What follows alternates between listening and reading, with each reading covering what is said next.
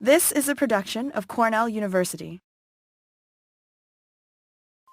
Nick Vanual, I'm the director of the Einaudi Center, which is sponsoring this distinguished speaker series in foreign policy.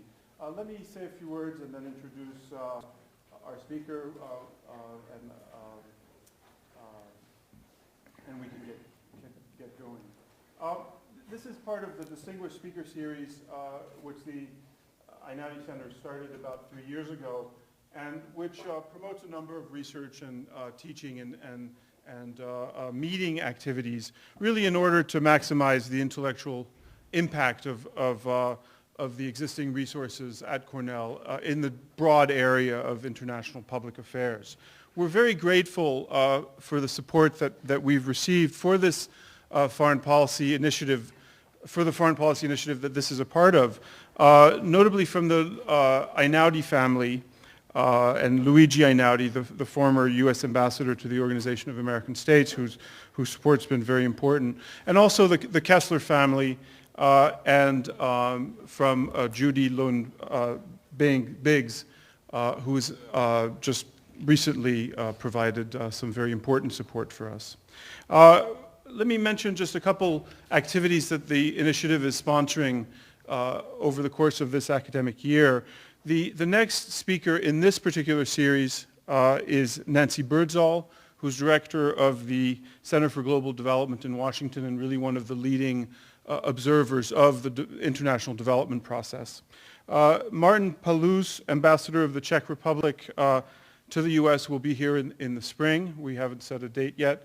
And Angelo Pangratis, the deputy ambassador of the EU in Washington, is also speaking here later this month, and is speaking specifically to a class of undergraduates. In the second half of October, the Einaudi Center will welcome our Bartels Fellow for the year. This is Louise Arbour, who is the UN High Commissioner for Human Rights, and who will be here on October 21st and 22nd. Let me also say we have a very exciting event on November 10. We're starting the first of a series of critical debates on foreign policy with a debate on the role of the U.S. in Iraq. This will be convened the week after the election, so hopefully there'll be a lot to talk about. For this event, we've invited Michael O'Hanlon of the Brookings Institution, Professor Juan Cole of the University of Michigan, Lakhdar Brahimi, who is the A.D. White professor, or is a A.D. White professor, and who's the ex-foreign minister of Algeria and a UN special representative to Afghanistan and Iraq. And finally, Judge Raid Jui Hamadi al-Saidi, the former chief investigative judge of the Iraqi High Tribunal, who, as many of you know, is currently at the law school. If you want to know more about any of these events, which we very much hope you'll come to, I suggest that you look at our calendar, and they should all be listed in the coming weeks. So let me introduce Stephen Krasner, our speaker today. He is a Cornell alumni from the class of 1963, so we're welcoming him back. He is currently the Graham Stewart Professor of International Relations at Stanford University, where he holds a number of other appointments. From February 2005 to April 2007, he was the director of the policy planning at the State Department in Washington, where he worked on a number of issues, including foreign assistance reform and energy policy. In 2002, he served as the director for governance and development at the National Security Council. He received his BA from Cornell in 1963, a master's from Columbia in 1967, and a PhD from 1972. Before going to Stanford in 1981, he taught at Harvard and UCLA, and he was the chair of the political science department at Stanford from 1984 to 1991. Professor Krasner has written widely on the political determinants of international economic relations, on American foreign policy, and on issues of sovereignty. His major publications include Defending the National Interest, 1978, International Regimes, of which he was the editor in 1983, Structural Conflict, The Third World Against Global Liberalism, 1985, Exploration and Contestation in the Study of World Politics, which he was the editor in '99. Sovereignty, semicolon, Organized Hypocrisy, also from 1999, and Problematic Sovereignty, Contested Rules and Political Possibilities in 2001. Professor Krasner is a fellow of the American Academy of Arts and Sciences and a member of the Council on Foreign Relations. The title of his talk today is Can America Find a Grand Strategy? Please welcome Professor Krasner.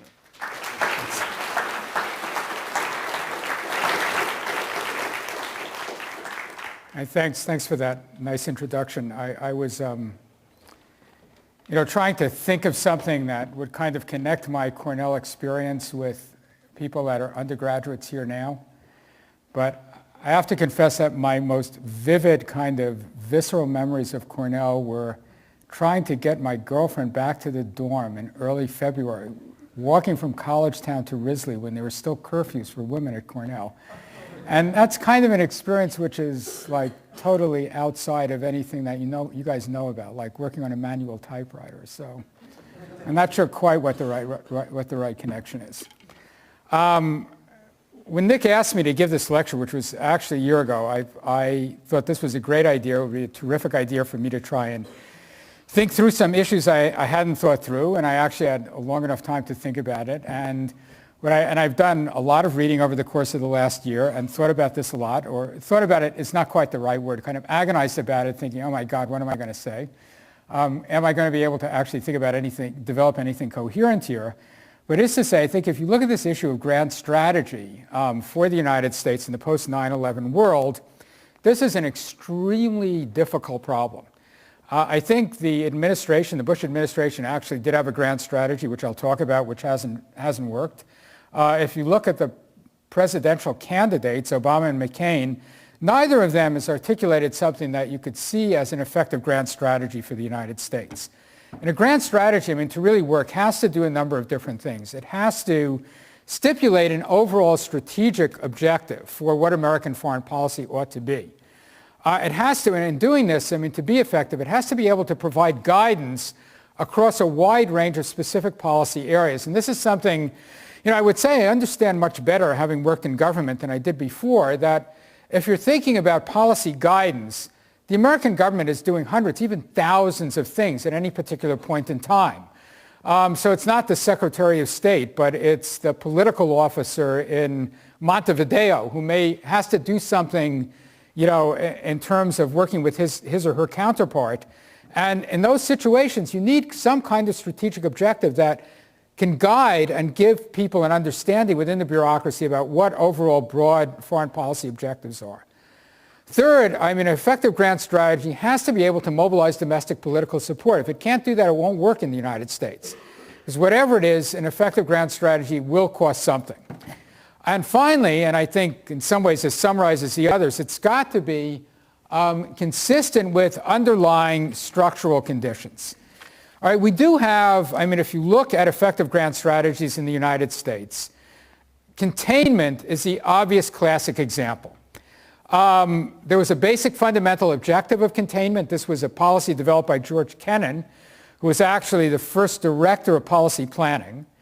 And everybody knows that Kennan developed the containment strategy and grand strategy. And I'm asked sometimes, well, what's policy planning doing now? What's your grand strategy now?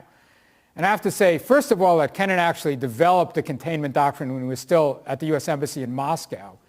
And secondly, that these strategies come along maybe once every decade, and actually we never came up with one of them when I was working in Washington.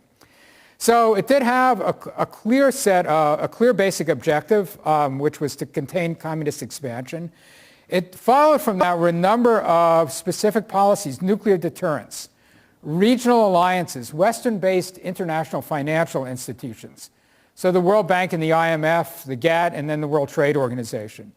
A series of overt wars in Vietnam and Korea, where we didn't fight the Soviets, but we fought against Soviet communist expansion, and a set of covert interventions against real and sometimes perceived communist threats in Iran, Guatemala, Dominican Republic, Chile.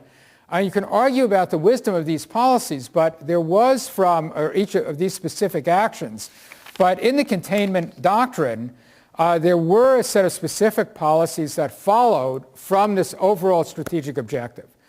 It did conform with the structural environment in the Cold War. So you had bipolarity.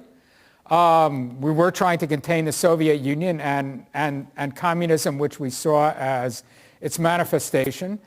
There was anxiety in Europe and Japan, the other major parts of the world, at least some parts of those population, with communism.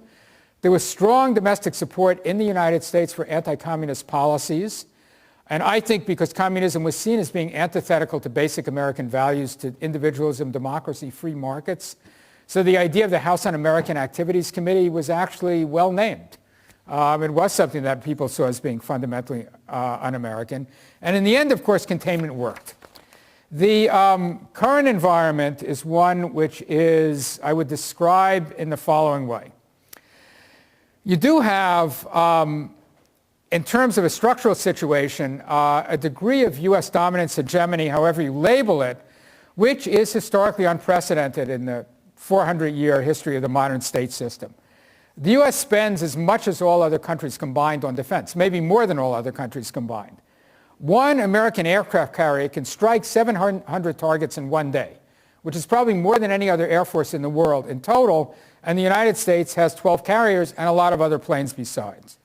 The United States economy is 27% of world GDP in 2006. Patents, if you look at technology, 51% of the patents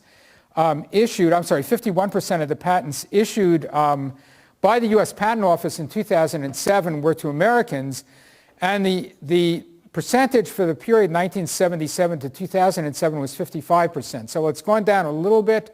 There's still a very impressive level of American preeminence in global technology. If you look at culture, I tried to look down the list of the 100 highest grossing films worldwide. And they're Hollywood films, although many of these are Hollywood films that were directed or by guys or acted in by people who didn't originate in the United States. So American hegemony is, I think, one attribute of the current international system. Second attribute is the presence of a Western security community, also historically unprecedented. The fact that if you look at the major Western powers, war among these powers is unthinkable. This may not be true forever, but it's been true for quite a long period of time. And there isn't, I think, any indication that this Western security community is disintegrating. This may be the result of nuclear weapons because people are anxious about fighting each other, which could certainly explain why you haven't had war among any of the major powers since 1945, the longest period in history that's been the case. It may have to do with changing attitudes about war. It may have to do with the absence of territorial disputes. It may have to do with this sense of identity among democratic states. Regardless of what the underlying causes are, and there may be more than one, it is the case that war among the major Western industrial powers is right now unthinkable, and it's pretty hard to see exactly how it would happen. That's something else that's totally new at a global level.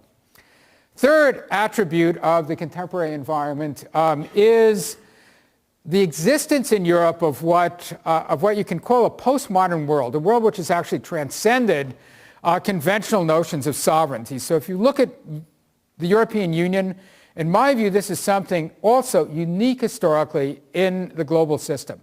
It's not just an international organization, and it's not a federal state. And it's not going to become, I don't think, a federal state or a conventional international organization. So you have pooled sovereignty in the form of the European Court and the European Monetary Union. So you have organizations in Europe that actually dictate national policy. You have qualified majority voting in the Council of Europe on some specific issues. So a member of the European Union might object to a specific trade policy that's being pursued by the European Union. They still have to follow that policy. It's completely at variance with our conventional notions of what sovereignty means. It's unclear where the European Union is going to end up. It's still clearly a work in progress. It's unclear what the geographic scope will be. You have to say it is, though, a success which is, my guess is more than the people who thought of the European integration in the 1940s, like Robert Schuman, more than they possibly could have hoped. It's really an incredible accomplishment in this area of the world which basically committed suicide or near suicide in the first part of the 20th century, to create an integrated structure which affects now, virtually all of Europe. I went to one of the battle scenes in France, Verdun, which was the bloodiest battle in the First World War. I don't remember the figures. 1 million people, I think, in total on both sides were killed. And you go to this memorial, and there's the French flag and the German flag, and in between them is the EU flag. Well, it's pretty amazing and moving that Europe could have accomplished this. So I think the European Union really is an extraordinary accomplishment, something that's made a tremendous difference. I think if you look at Central Europe, it's inconceivable that Central Europe would have been integrated in the way that it has in a kind of democratic, market-oriented world absent the European Union.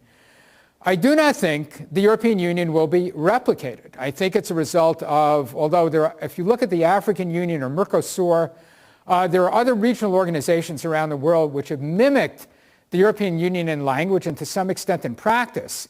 But I think the European Union was the result of, I think, really two critical events. Two critical factors. One was the fact that the United States was able to provide a security umbrella for Europe, so it took security issues off the table for the European powers themselves. That's the first issue. And I think second, and even more important, is the fact that Germany, which is the largest country in Europe, the most powerful country in Europe, wanted, after Germany's experience, I think in World War I and especially World War II, essentially to bury itself in Europe. So that rather than trying to dominate Europe or find an international organization which might expand the reach of German power, in fact, what the Germans wanted to do was constrain their own freedom of action. I do not see either of these kind of variables replicated anyplace else. I mean, if you look at Mercosur, I don't think Brazil is really interested in constraining its freedom of action in the southern, in South America. I think Mercosur is a good organization. I think they're happy to be there and they're happy to dominate the organization. If you look at even security issues, I mean, there is no equivalent to the function which and the role that the United States played and still plays in some ways in providing a security umbrella for Europe, which took these security issues off the table for the European powers themselves. All right, so the existence of the European Union is a third aspect, the sort of postmodern world of the contemporary international environment. I think if you look at Europe, one thing that's cool also is that Europe, compared to the United States, spends not that much on defense, 1% to 2% compared to 3% or 4% for the U.S. You can argue that this is a result of free riding on American security expenditures or the result of different values between the U.S. and Europe, Mars versus Venus, or reflects Europe's own post-war experience and what they think works in the international environment, which is basically values and institutions matter more than power. You could argue about what the causes are, but the kind of structural fact is there that Europe, in terms of population and economic size, is comparable to the United States. In terms of its military expenditures, spends much less than the U.S. And I think with regard to domestic European politics now, especially European demographics, it's very hard to imagine that you would get significant increases in European military expenditures. I think in terms of the domestic political situation in the major European countries, that would be extremely challenging. All right, obviously you have the rise of new powers, the BRICS, including Brazil and Russia, but I think mainly China and India. Chinese GDP is now 23% of US GDP in 2007. Okay, at some point in the future, China will probably catch and surpass the United States. It's not clear exactly when that will happen. I think what you can say is that a Chinese challenge to American hegemony is a ways out there, a couple of decades, but maybe much more than a couple of decades. I have a very, I have to say, reserved, possibly cynical view about Russia in terms of the role that it will play in the world. It seems to me that you're looking at what's made Russia kind of palpable as a player on the international scene now is energy and oil money. If that goes away, Russia will be in a much diminished situation. I would say the one thing we should look at in Russia is the point at which Russian life expectancy begins to increase as opposed to declining. When that happens, I think we could look and say, well, maybe something really significant has happened in Russia that hasn't happened up to now. And Japan, I think, is a country that finds itself now in a very uncertain position, clearly extremely anxious about China. and worried about also its own demographic future.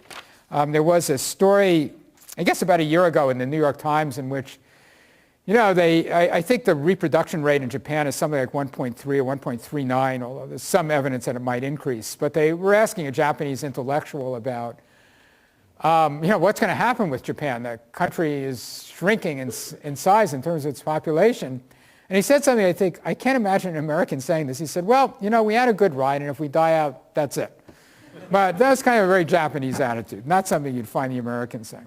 All right, so you do have these, if you look at the structural situation, you do have, the hegemony of the United States, the presence of Europe, rising powers, and you then have, I think, also, and certainly, if you look at these attributes, some of them, like American hegemony in the European Union, really are new things.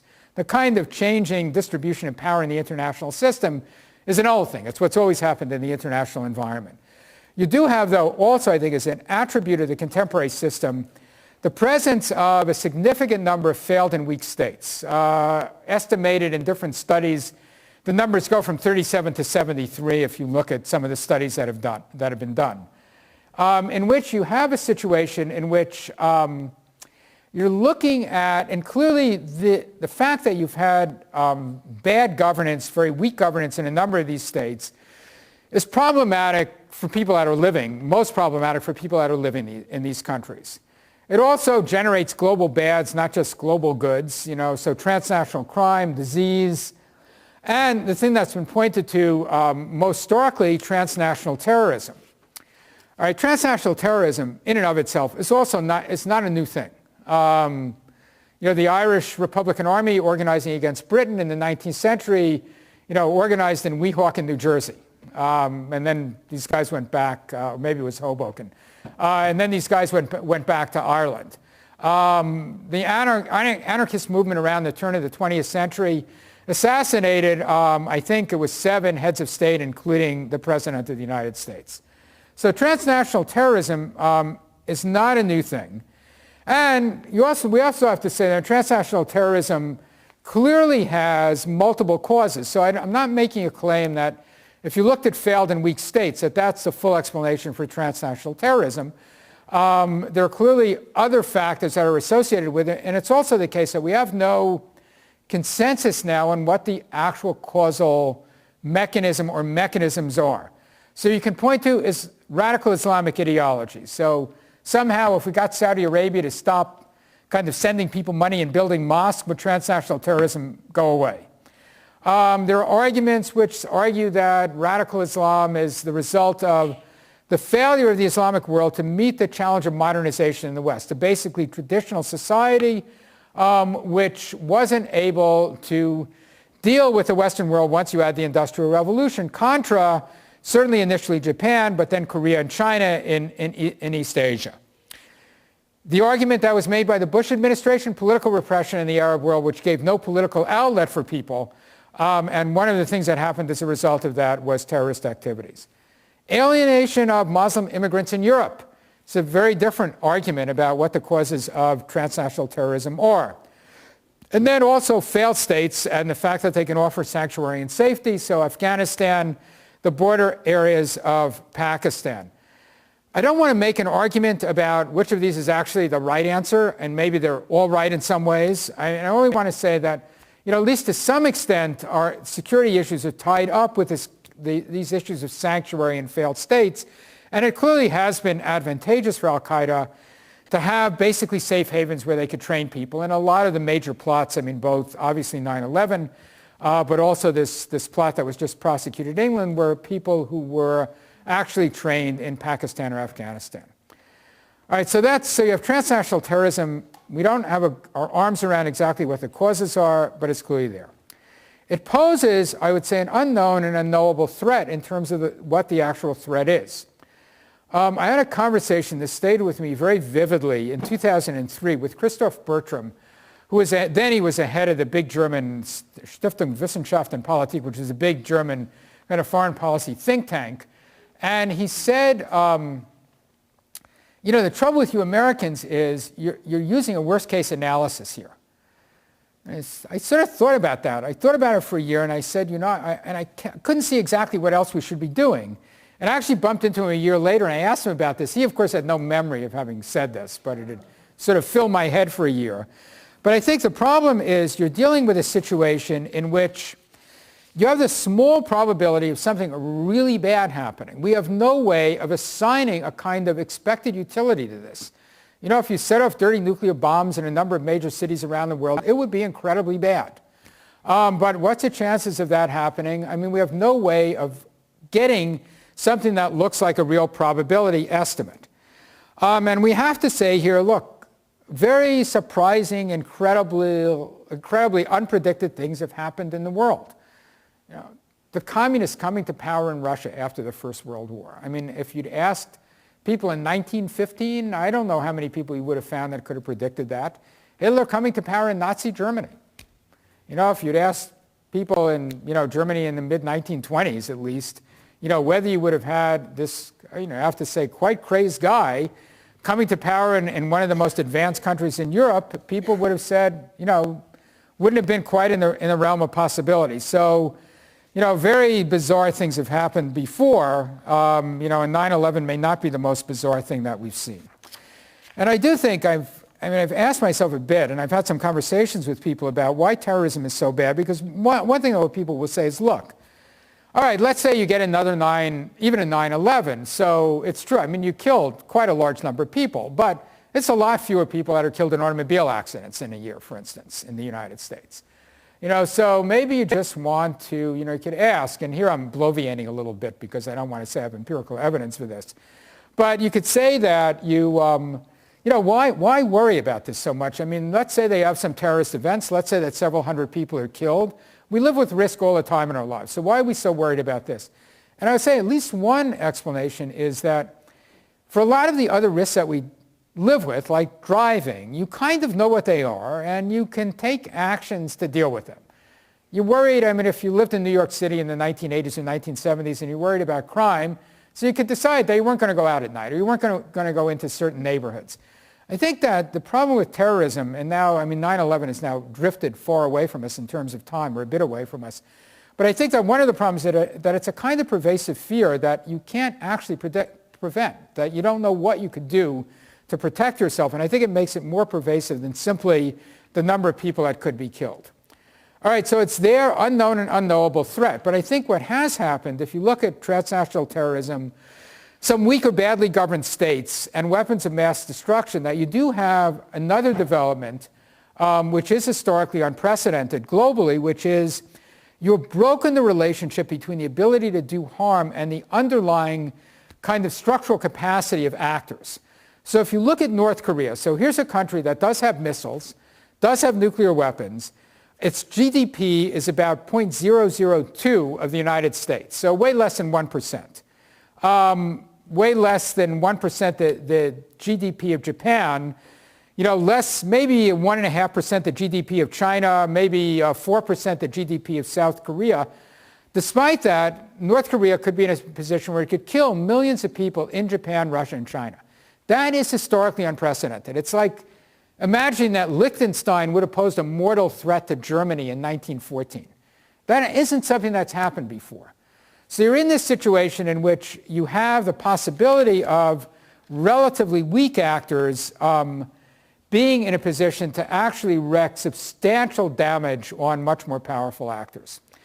I do think if you did have a major transnational incident, something on the order of 9/11 or bigger, or a number of these, there is a real possibility for changing the international rules of the game in ways that would be very uncomfortable. I think if you ask, let's say you had an attack on the United States, which let's say kills 10,000. And there's some pretty good evidence that it originated in the border areas of Pakistan. I do not think you would be having the kind of discussions the United States is having now about whether or not we should actually engage in military activity in these border areas. I think it would happen. If you looked at the situation and you said, gee, Saudi Arabia's been funding a lot of the kind of ideology which has supported al-Qaeda, if you reach that conclusion, which may or may not be true, I'm not making that claim even, but if you reach that conclusion, it's not so evident that you would continue to have a system in which you'd be transferring billions of dollars to countries that have very radical perspectives. And you might have a way of thinking about oil, for instance, in which you'd say, maybe we should think about oil exports as part of the global heritage of mankind. With the revenue going to the World Bank to be distributed to developing countries. I think developments like this, which I think are, kind of unimaginable now, but are potentially imaginable after a major attack, would be very, very bad outcomes. This would be a much more violent, much less comfortable world than the world in which we're living in now. And as I have to say, used to say in my lectures, in 2003, kind of shortly after 9/11, that, that is, if you were an undergraduate now, had a much better chance of dying from a nuclear bomb than I had, having grown up through the Cold War. And that looks more remote now. But I think if you really did have a major nuclear attack, you would just have a much more uncomfortable world. So there are clearly ways to think about, there are reasons to think that we need to find a way of dealing with this nexus of problems that exists in the contemporary international environment. Okay, so that's where if you're thinking about contending grand strategies, let me offer a few of them. One is retrenchment. This is actually an argument which Posen, who teaches at MIT, offered, which basically says the United States should limit its alliance commitments, scale back NATO, limit NATO to Europe and the U.S.-Japanese alliance, be very, very resistant to using force, limit expectations about anything you could accomplish if you're thinking about intervening in third world countries, and assume, I think the tacit assumption here is that transnational terrorism and WMD is a manageable threat. I am let me tell you why I think this is a wrong strategy and why it wouldn't work. I think the U.S. still plays in Asia an extremely valuable security role. If the United States were to withdraw from Asia, I think you would have a nuclear-armed South Korea and Japan. The Japanese are clearly extremely anxious about the rise of China, and I think somewhat mollified by the fact that the United States is still very present. If you withdrew American presence, I think it would look like a much messier environment. If you think about American withdrawal from the Middle East, and I'm not thinking about Iraq now, but just thinking about the Arabian Peninsula, the Saudis, the Gulf states, major sources of oil, clearly worried about Iran, feeling anxious, but also, I think you could say, certainly bolstered by the fact that they think they have American engagement to protect them against the worst possible outcomes. If the United States withdrew from that area of the world, retrenched in a major way, I think you'd either see the Saudis and the Gulf states throwing in their lot with Iran or trying to develop a much more robust military capacity than they have now. That would also not be a very comfortable outcome. So I don't see this policy of retrenchment as something that would actually further in a significant way American interests. All right, second kind of candidate, the Bush Doctrine. All right, I thought Charles Gibson's question to Palin about what's a Bush Doctrine, in which I have to say if someone had asked me that, I would never have said preemptive and preventive war. And I've worked for the Bush administration for 3.5 years, so I want to think I have some claim to expertise here or knowledge. So I would have said root causes in democratization. But let's say if you look at the Bush Doctrine, it had these elements. So it has this notion of preemptive preventive war, that is, we have to strike first before really bad things happen to us. Root causes in democratization, that is, that the fundamental cause of transnational terrorism is political repression in the Islamic world. In the line, and this is an argument that Rice repeated in her very recent Foreign Affairs article, in which she argued that, the problem is that the bet that we made in the Islamic world was that we would get security from stability, and in fact, we haven't gotten either stability or security. The necessity of American primacy and unilateralism is needed. And I do think, in the administration, I think it's not that it's not reported, but it doesn't come across as clearly. The idea of democratization as the animating focus of the Bush administration is, I think, fundamentally and basically what the administration was interested in. Okay, so the question is, how well do different elements of this work? All right, what we can see with clarity now, if you're thinking about the Bush Doctrine, is, okay, democratic regime change is hard. It's clearly much harder than the administration thought it would be. I think there's a more generic problem, which is changing domestic authority structures in other states is very hard. Democratic regimes in the Middle East would clearly not necessarily be more pro-American. There have been these polls which say, if you ran an election now in Saudi Arabia, a free and fair election, that bin Laden would probably do very well if you were electing someone for president.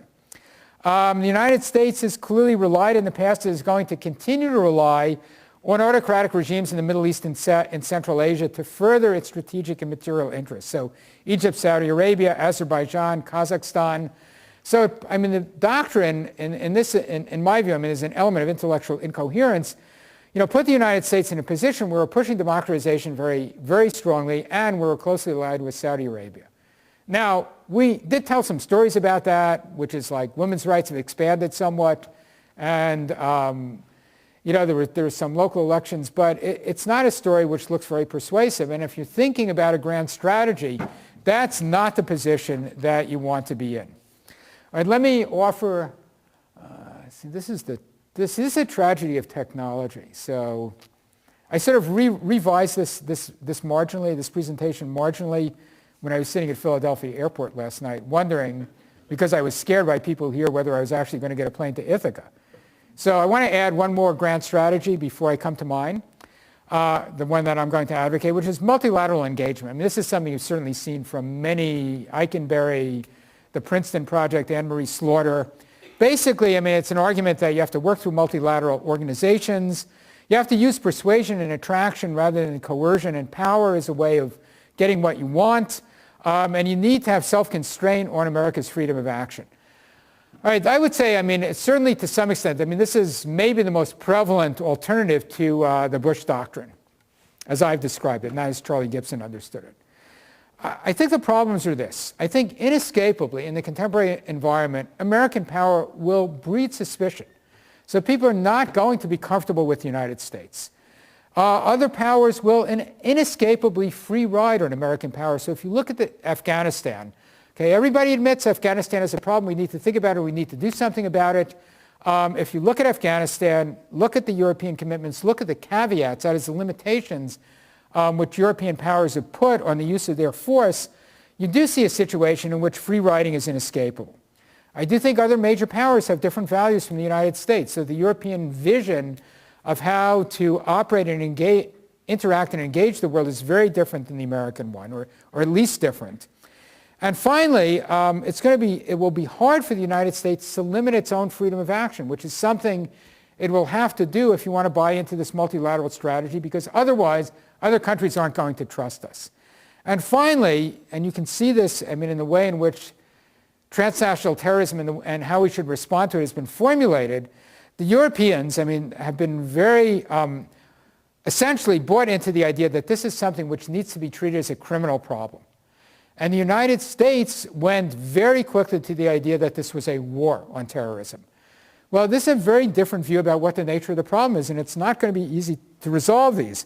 And I think given the uncertainty of the environment which we're looking at, multilateral engagement, it sounds okay. I don't think it's something that's really going to work out as a coherent and consistent strategy for the United States. Okay, so I'm going to offer my candidate here, which is that what the United States ought to be doing is saying that we want to create a world of responsible sovereigns, by which I mean a set of states that could essentially govern effectively within their own boundaries and that would play by the existing international rules of the game.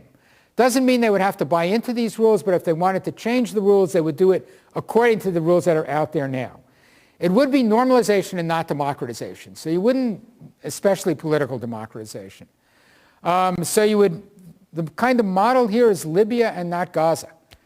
So what we've done with Libya is exactly what responsible sovereignty, although it's not that you could argue that Libya is a fully responsible sovereign state now, but it's what we would try to have countries become. So you want countries that could govern effectively within their own borders, that could provide services to their own population, that could promote economic growth, that would respect basic human rights, sort of minimum human rights. And you'd want them to be able to accept and work effectively with existing international regimes. All right, I'm going to give a little defense of why I think this would work.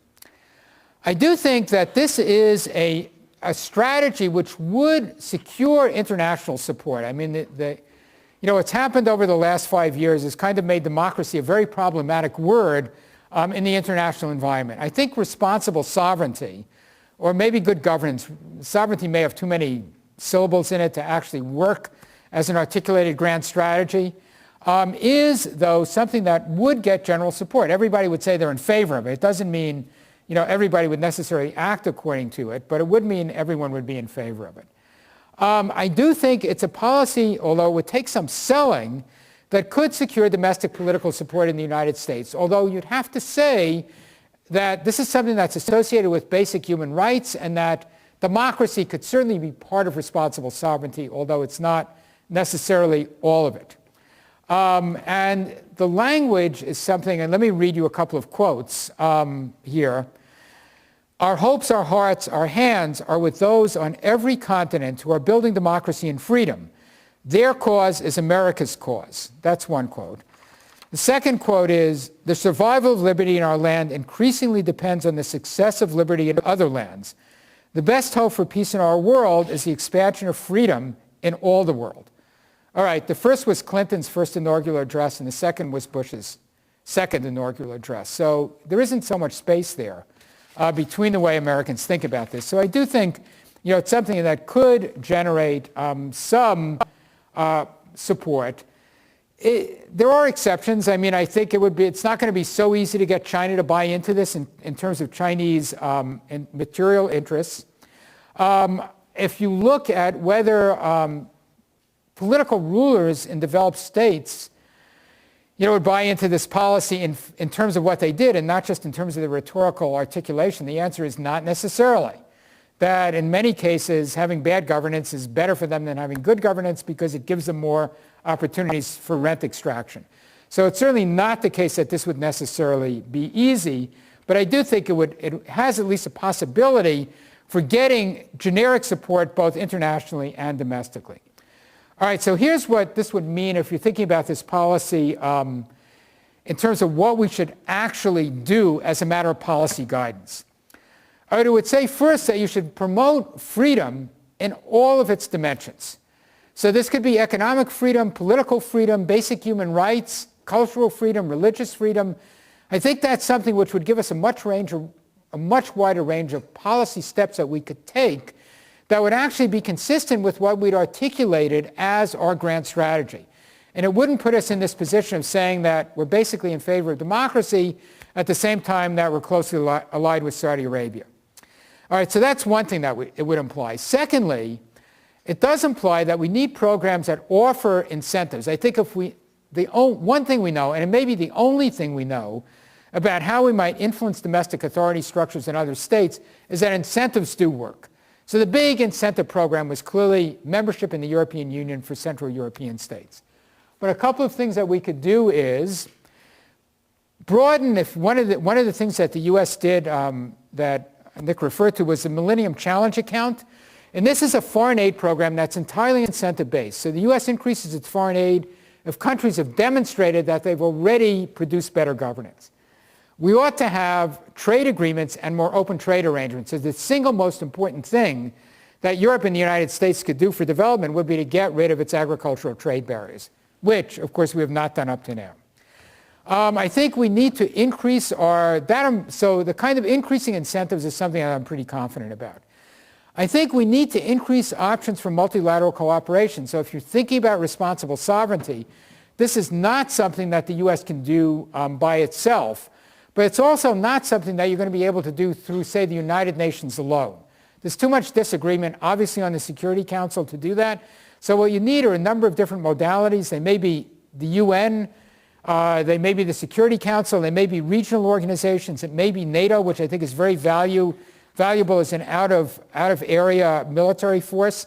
It may be doing things like more routinized coalitions of the willing. The United States, over the last several years, has promoted something called a Proliferation Security Initiative, which it now has, I'm forgetting the exact number of states, but I think it's about 80, which is an arrangement where countries agree to try to prevent the sale and transportation of weapons of mass destruction.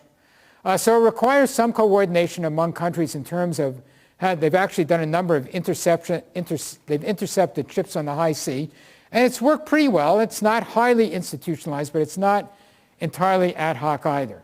So those, in terms of international policies, I think are what the United States, if you want to think about responsible sovereignty as a grand strategy, would have to do. I think within the United States there are also a lot of things that the United States would have to do to make the strategy work or give it a chance of working, and these will be very hard. It's obvious, everyone in Washington knows this and says it, that we need a better mix of civilian and military capacity. The budget of USAID and the State Department is $40 billion. The security budget of the United States, that is DOD plus DOE, Department of Energy expenditures on nuclear weapons, is about $800 billion. So a ratio of 20 to 1. Whereas basically, kind of doctrine would say now, if you're thinking about state building and post-conflict reconstruction, the ratio ought to be the other way around. It ought to be more like 20 to 1 for civilian as opposed to military.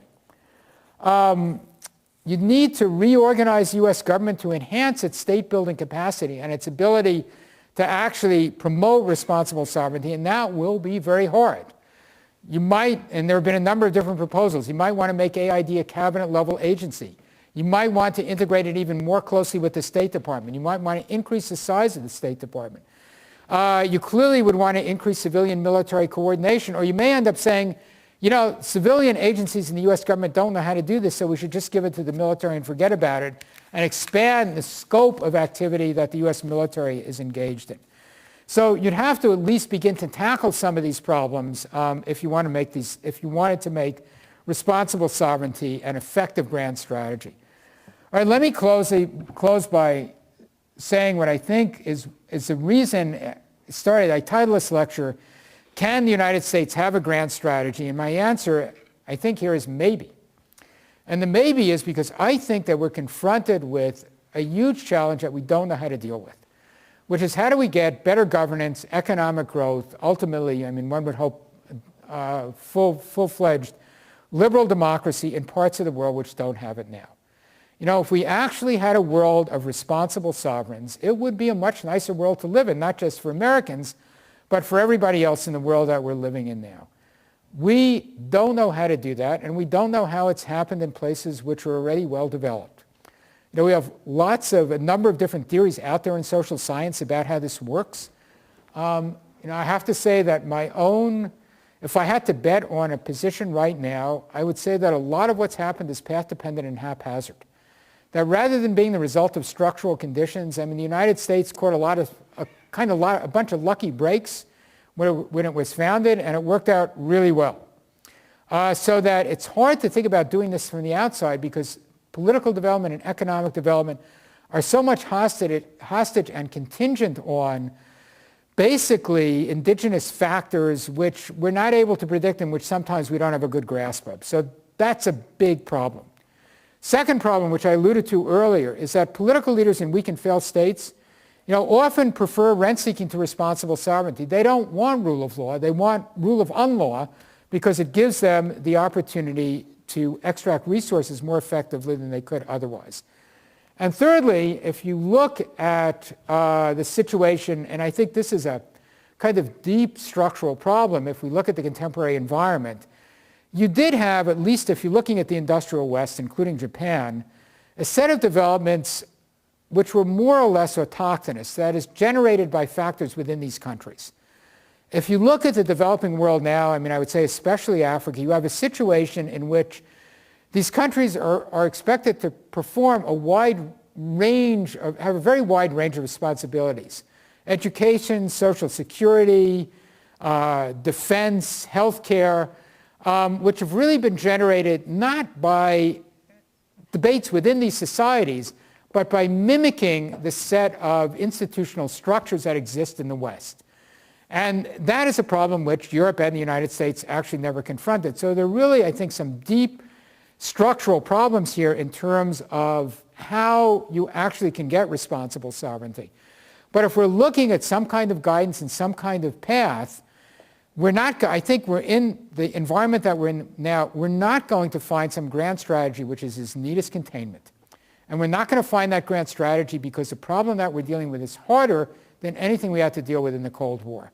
But I think that responsible sovereignty is kind of the best shot that we could take at making something work. And it's better, I think, than the kind of thing, the other alternative candidates now, retrenchment, or what the administration put forth, or engage multilateralism that are out there now as contenders. So we've got a few minutes. I'd be happy to answer any questions.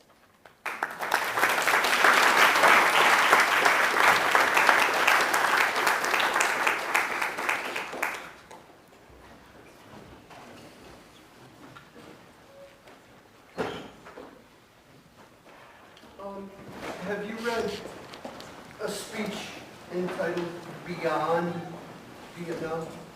No. I think that might be why we're in Iraq the way we are and poised for this confusion. And it's just a theory I have. I think if someone had taken that speech to heart in the 60s, 70s, and I guess another question would be, in your Washington experience in different departments, has anyone ever suggested strongly or even required that that whole department read anything outside the realm, like anything, ever? See, I think that's part of the problem in Washington and higher academia. And Cornell's dealing with this communication between the departments, but none of my teachers in high school ever suggested I read that speech. Okay, I don't know the speech, but let me say in general, I actually think compared to other governments, the American government is actually pretty open. You know, partly because you've got all these think tanks in Washington, which is something you don't have in any other country equivalent. You also have all these political appointees. I mean, some of whom know a lot, others of whom don't necessarily know a lot. So it is the case in the U.S. government that there are a lot of ideas going in and out. Right. More, I think, than is the case than any other major country. But it's also the case, as I said, I think these are really hard problems, not obvious what the answer is. Yeah. So it's hard, you know, even if there's some great answer out there, it doesn't necessarily mean that people will find it. Well, there was a man that moved beyond politics and beyond partisanship, and his name is Martin Luther King Jr. He wrote that speech, and I didn't hear it on the radio till 4 years ago. And when I heard it, and no one has had any kind of similar reaction in my age group or not, but they sort of, what? You know, but King actually solved this problem that you've been talking about, because, you know, he went to the mountain, you know, and what, since we didn't read the right. speech. It always makes me nervous when someone begins with a "have you read" question, because I know my answer is generally going to be no, I haven't. But I'd like to know if you want to talk about this responsible sovereignty in the force education in the U.S. What did you think to build the mobilization, to mobilize support in the population? What is a critical mass that we need of responsible individuals? And I'd like you to tell me what would that be and how much where are we standing on that? yeah, I mean, if you thought about it in the United States to build support for this, okay, let me say a couple of things. One is I know. About to have an election now. Yeah. I mean, people are, this is an idea that's kind of bounced around, you know, and it's a couple of my colleagues, Steve Stedman, they're about to come out with a book where this is a central theme. Here's, I think, the problem, and it's one of the things that makes me nervous about this. It's way too wonky a phrase to be useful if you're thinking about something that would, you know, is Obama or McCain going to stand up and say we need responsible sovereignty? Who the heck? If you have to spend 3 minutes explaining it, it's not going to work. So I don't think I have the right label. That's the first thing I have to say. Then I don't exactly know what the right label is either, but then again, that's why we pay politicians these big bucks or whatever we pay them.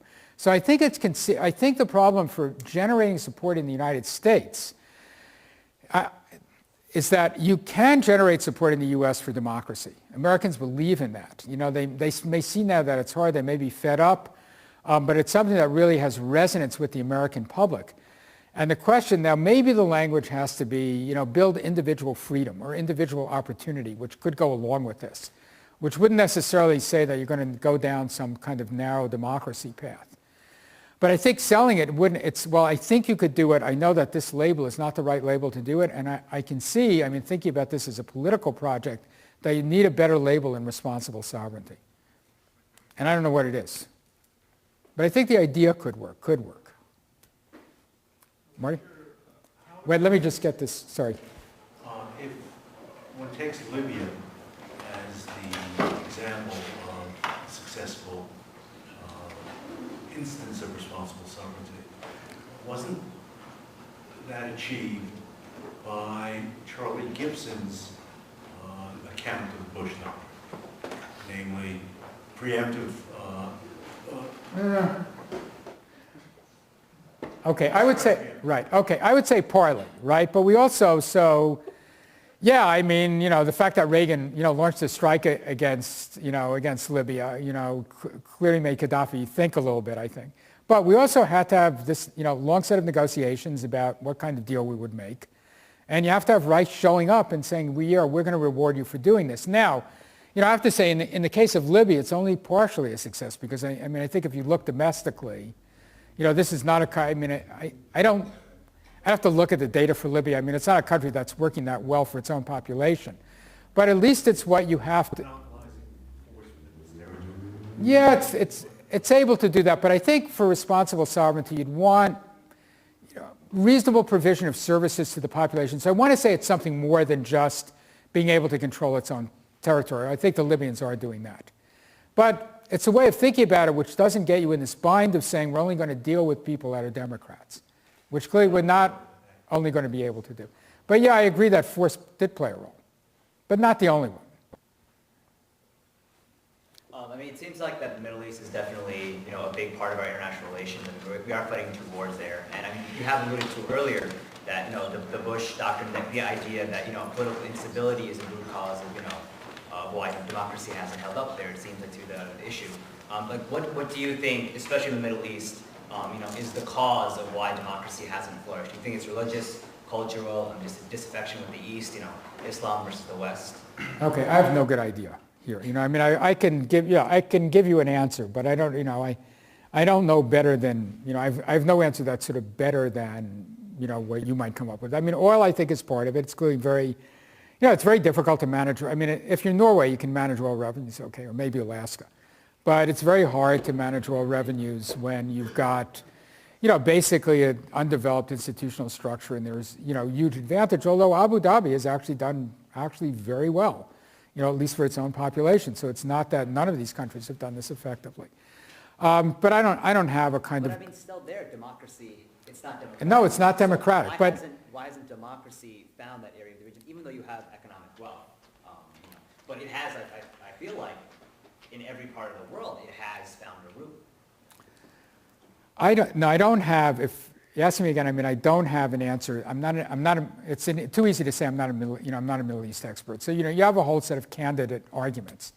Islam is kind of a theocratic religion, and therefore it's more difficult for this to happen. But of course you do have, if you look at other, Malaysia, Indonesia, you do have democratic developments in Islamic countries.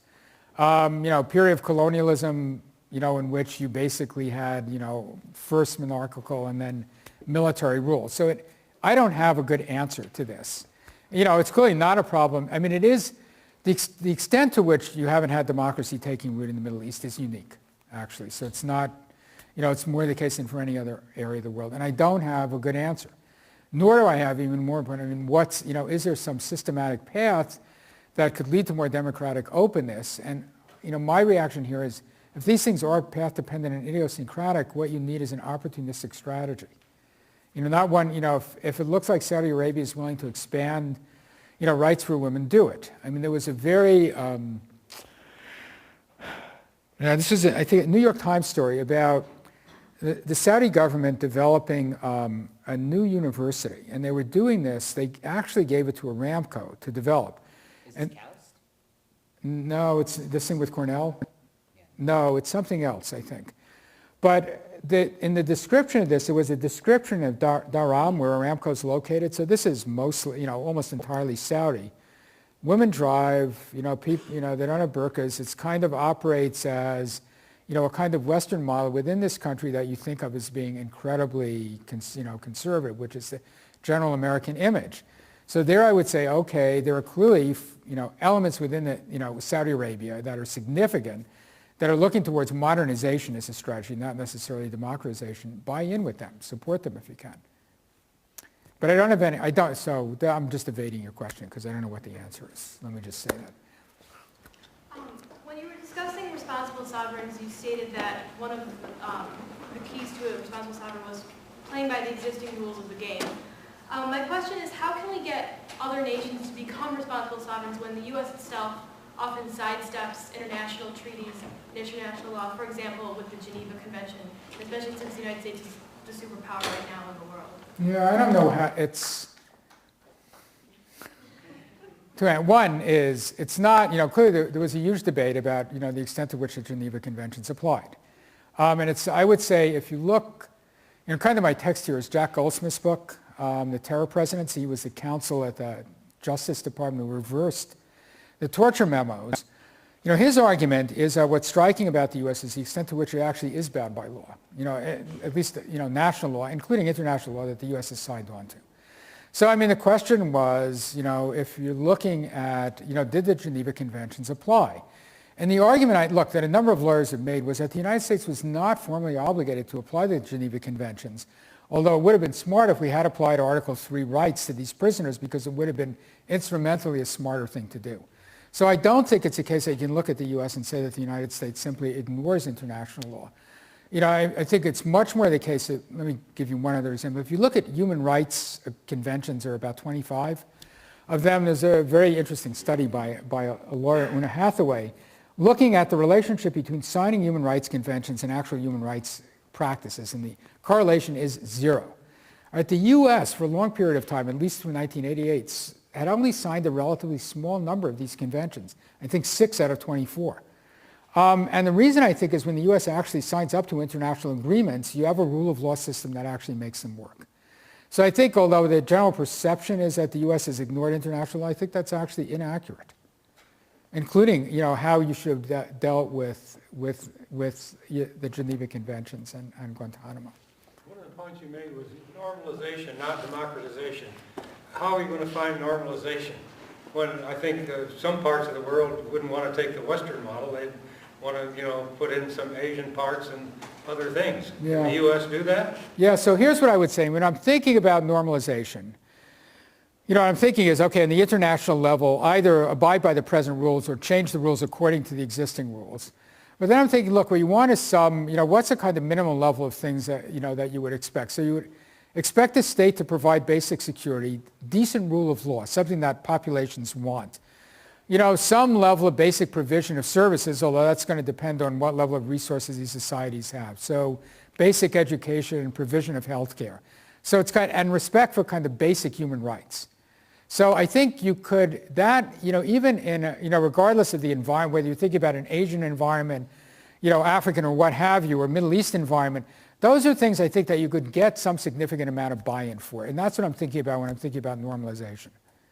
Now, many people would argue that, if you can get to that point, in fact, you will put yourself on this escalator that's going to take you to, kind of modern liberal democracy. But and that may or may not be true, but even if it's not true, it would certainly leave us in a much better situation than the situation we're in now in many parts of the world. Literacy rates in Pakistan are like 40% or something. Not good. Just see, here. Well, just now you mentioned to be a responsible sovereignty, that should generally conform with the interests of powerful states. And you also mentioned maybe China is a possible exception. So I was wondering, what do you mean by this? Do you mean China is not a responsible sovereignty? Well, America should not conform with the interests of China since it is pursuing material interests. Would you please elaborate upon some? Yeah, so what I'm thinking about in the Chinese case is this, and there's been some small change in Chinese policy. So, this is explicitly tied up with Chinese concern about access to raw materials. So you've certainly had, over the course of the last decade, China buying into a lot of very problematic countries. So Sudan, Chad. In the Chad case, with when they developed oil in Chad in the late 1990s, the World Bank was actually involved in, I thought, a very imaginative effort to kind of get the oil revenues and use these revenues for social services in Chad. What's happened now, actually this was just last week, the Chadian government has abrogated the agreement. One of the reasons that happened was they developed additional oil resources, using Chinese revenues, and the Chadian government doesn't need the World Bank lending which it needed in the past.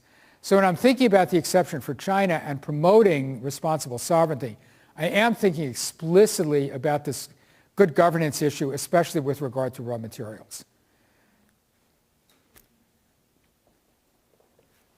You suggest that one of the difficulties is that political leaders in weak and failed states often prefer bad governance, but the U.S. also relies on this bad governance in many instances. So how can we overcome that?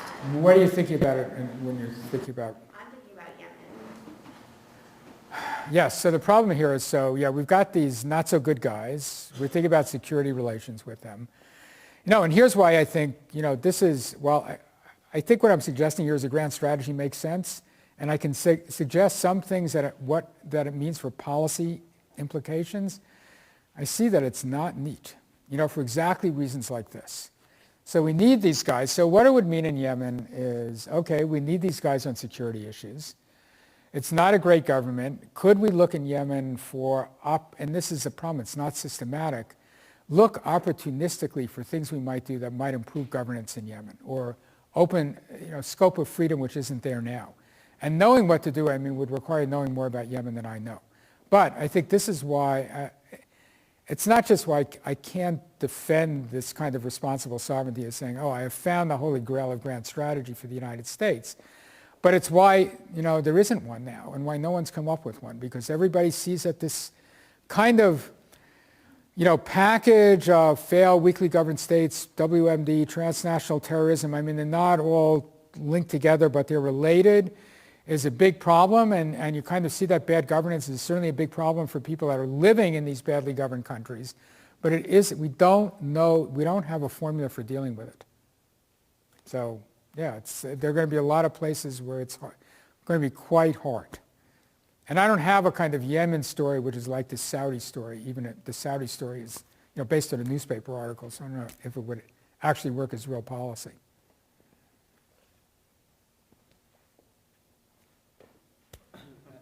Question regarding your ratio of the money allotted to the Department of Defense and the money for civilian aspects. And so you're saying basically we should emphasis on state building and to deal with all those failing states. But the recent event with Russia and the growth of China and India perhaps could suggest that given the scarce resources that every country has, in particular the United States, maybe you should focus today on the big countries and the big powers for perhaps the power politics that may in the next few decades or years, instead of focusing on perhaps the 1990s and 2000, early 2000 problem of failing states and not deal with them. Okay, that's right. I'm making, this is a good question. So I'm making a claim that this failed state problem is going to continue. And I have to admit that part of the reason you make that claim is tied up with this sense that it will be related to our security. It's easier to make that argument in Afghanistan, Pakistan, the border areas. Okay, if that disappeared, so maybe we wouldn't care. If you look at Zimbabwe, the fact is we don't really care, even though this is a huge human tragedy. On the other hand, I do think the problem is going to stay around, and I do think it would be, if we could actually find a way to make these states function more effectively, that would be a good thing. So that's the part that's so I don't think this is just going to be a 2008 problem, but maybe you should say I hope that I'm wrong. On the other side, if you look at the military side, I can see that, if you look at military conflict, it's not, it's very hard for me to play out a sort of scenario with Russia. It's not hard to play out scenarios with China. It's true that that's kind of, scary. It's not to say that it's going to happen, but you could anyone in this room could tell a story, throw in Taiwan, unrest within China itself, or just mistakes where this could happen. This would be one incredibly bad thing. But then you're just saying, you need to think about what the balance needs to be. So I'm not saying split it 50-50, which I don't think we'd have any chance of doing. And it's true, it's something that's also hard about implementing this policy is I don't know if you gave, the state, if you double the budget of the State Department and AID, whether they'd have any idea what to do with it effectively. So it isn't that it's easy, but I do think we have to think about some way of reallocating resources. And people clearly will be doing this. I mean, I think you will see some change over the next several years.